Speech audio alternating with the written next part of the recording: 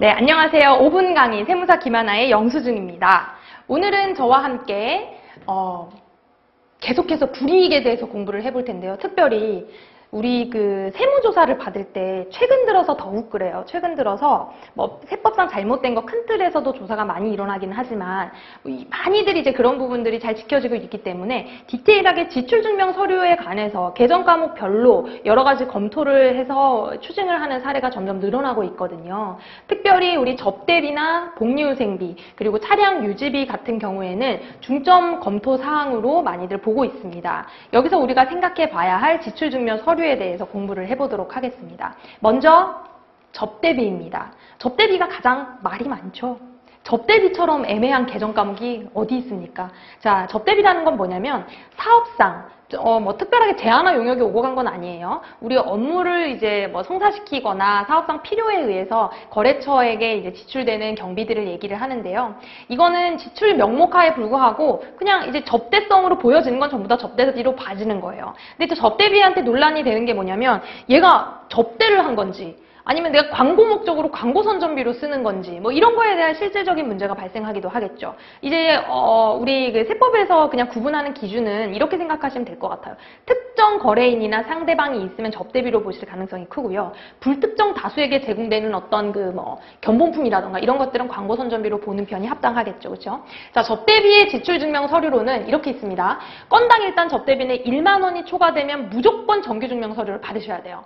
우리 정규증명 서류의 요건에서 보면 영수증 3만 원 이상인 경우에만 받으셔야 된다는 거 기억나세요? 3만 원 이하인 경우에는 간이영수증도 가능하다고 제가 말씀을 드렸었는데 접대비는 아닙니다. 접대비는 1만 원이 초과하면 무조건 정규영수증 쓰셔야 돼요. 그리고 임직원 카드도 절대 안 돼. 보이시죠? 임직원 카드 절대 안 돼요. 근데 이제 그 경조사비 같은 경우에 우리 거래처에 축의금을 줬다. 이런 경우에는 세금계산서를 달라고 할 수가 없잖아. 가서 카드를 긁을 거야. 어쩔 거야. 그죠? 그러니까 그렇지 못한 경우에는 최대 20만 원까지는 정규 증빙 없이도 가능하다.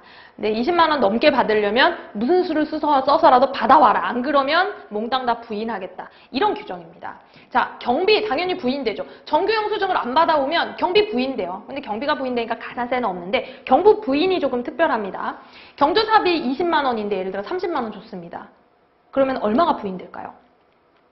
30만 원이 통째로 부인돼요. 20만 원이 인정되고 10만 원만 부인되는 거 아니에요? 그런 게 아니에요. 통째로 부인된다는 거. 이게 중요한 겁니다. 자, 매입세액은 당연히 불공제죠. 매입세액 불공제입니다. 접대비 관련된 지출증명 서류 알아봤고요. 두 번째로 복리후생비.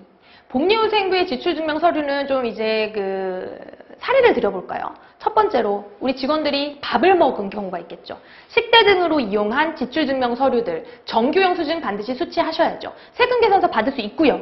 뭐 신용카드 받을 수 있죠. 법인카드 쓰면 되잖아요. 그렇죠? 현금영수증 당연히 받을 수 있습니다. 이런 식으로 정규영수증을 수취를 하셔야 되면 경비가 인정되고 당연히 매입세 공제까지도 된다는 거. 여러분 우리가 경비 인정하는 부분과 부가가치세가 공제된다는 부분 두 가지를 한꺼번에 같이 생각을 하셔야 돼요.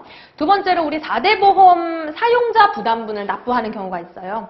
4대 보험은 우리 종업원이 부담하는 거, 사용자가 부담하는 거 이렇게 나눠져 있는데 사용자 부담분은 재화용역의 대가가 아니기 때문에 정규 영수증을 원칙적으로 수취할 수가 없죠. 그러니까 이런 이제 증명 서류만 구비하시면 되고요. 세 번째로 임직원 경조사비도 사내의 규정이 있는 경우에 그런 이제 지출 결의서 같은 거 내부적으로 구비를 해 놓으시면 지출 증명 서류로 충분히 인정을 받으실 수가 있습니다. 세 번째, 차량 유지비가 요새 말이 너무 많아서 제가 이거 조금 설명을 드리고 가야 될 것 같아요.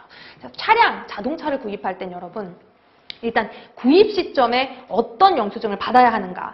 첫 번째, 우리가 이제 현대자동차나 기아자동차 같이 제조하는 회사에서 사올 때는 당연히 세금계산서 받으셔야죠. 그렇죠? 그런데 이제 중고자동차 회사랑도 받을 수가 있어요. 중고자동차 회사나 다른 회사가 타던 차를 우리 회사가 사올 수가 있죠. 그래도 얘네들도 전부 다 사업자기 때문에 세금계산서 받으셔야 돼요. 그렇죠? 세 번째, 근데 이제 개인한테 중고로 그냥 거래를 할 수가 있잖아요. 우리 직원이 타던 차를 내가 구입한다던가 그럴 때 세금계산서 못 받죠. 그래서 계약서나 송금증만으로도 충분히 인정받으실 수 있고 이 차량을 구입하면서 발생한 부대 비용들, 취득세, 뭐 차량 등록세, 뭐 각종 많아요. 그런 것들은 경우에는 영수증을 제대로 수치를 하시면 되겠습니다. 왜냐하면 이거는 제야의 영역의 거래도 아니고 사업자가 아니라 국가 등과의 거래잖아요. 이해되시죠? 이제 이런 부분들이 조금씩 틀이 잡아지실 거라고 제가 믿습니다. 자, 이번에는 그랬을 때 경비가 인정되고 매입세 공제가 되느냐를 보면 차량 종류에 따라 좀 달라요. 9인승 이상 되는 차, 그리고 트럭 같은 업무용 차, 그리고 아예 경차나 운수업종으로 사용되는 차량들만 부가세 매입세 공제가 됩니다. 그러니까 여기 돌아다니는 일반적인 차들은 전부 다 공제되는 차가 아니라고 보시면 돼요. 자, 이번에는 보유하는 시점에 나가는 걸 보겠습니다. 이게 지금 이제 개정사항으로 좀 들어와가지고 문제가 많은데, 일단 유류비, 수선비, 임차료 이런 거는 정기영수증 받으셔야 돼요. 카드 쓰거나 세금계산서 받으셔야 돼요. 근데 보험료, 자동차세, 통행료 이런 거는 수치 특례에 들어가시죠. 금융보험용역, 그리고 자동차세는 국가 등과의 거래. 그러니까 이런 애들은 그냥 영수증 등만 보관하셔도 됩니다. 기타로 감가상각비 같은 것들이 있죠. 이런 건 증빙이 없어도 저희가 이제 세법상 회계상 계산하는 방법에 의해서 경비가 인정이 되는데, 작년부터 이제 올해부터는 본격적으로 모든 법인과 복식부기 의무자 개인들이 모두 다 이 규정에 적용받게 되는데요. 법인 같은 경우는 임직원 전용 보험으로 가입된 차량만 한 대당 1,000만 원까지 경비 인정이 됩니다. 이 모든 비용에 대해서 한 대당 1,000만 원까지란 얘기예요, 여러분. 요거는 억제하려는 정책상의 목적이 있는 겁니다. 그런데 1,000만 원 초과하는 분은 차량 운행 기록을 작성해야 돼. 그래서 업무 사용 비율만큼만 인정을 해줍니다. 이것 때문에 아주 그냥 요새도 계속 말이 많습니다. 어떤 제도적인 손질이 조금 들어갈 것 같기는 한데 어쨌든 2017년에는 복식부기 의무자인 개인 사업자까지도 모두 다 올해 적용된다라는 거 기억을 하시고요. 우리는 여기서 이제 챙겨야 할 정규 영수증과 수치특례에 해당하는 각종 증빙들을 잘 챙기셔서 요거는 전문가와 좀 상의를 하신 이후에 반영을 잘 하실 수 있었으면 좋겠습니다.